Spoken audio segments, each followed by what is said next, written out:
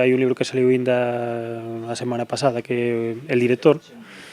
Ese ten bastante demanda porque a tirada foi moi pequena e aparte apareceu en todos os medios, entonces si notamos que tuvo unha fuerte demanda estes días.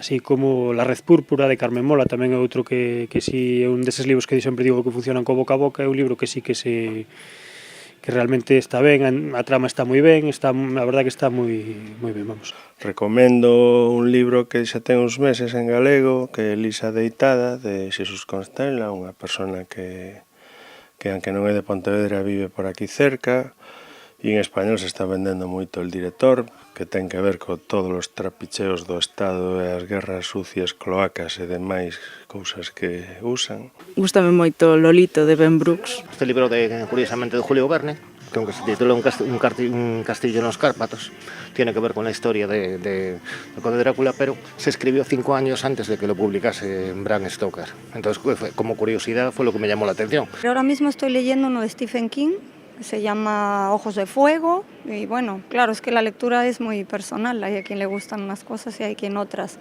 Me está gustando mucho y después leí uno muy bonito hace tiempo, no recuerdo el autor, pero se llamaba El murmullo de las abejas, y alguno también de María Dueñas, de Arturo Pérez Reverte, o sea, mucha variedad en general. La chica del tren está muy bien, que hay una película, pero yo leí el libro y me gustó mucho. Leyendo un libro que ha escrito un chico de Cangas, que se llama Molanes, Joaquín Molanes Pedreira, y habla de las estrellas y de las profundidades del mar.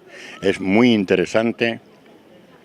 Este libro va a ser una trilogía, es el primer libro que ha hecho y ahora está escribiendo el segundo. Eu recomendo vos Fronteira Paraíso, de Silvia Penas, un poemario que saiu agora nun selo que anda a medio pé entre Galicia e Portugal, e para min é un dos mellores poemarios que saíron últimamente.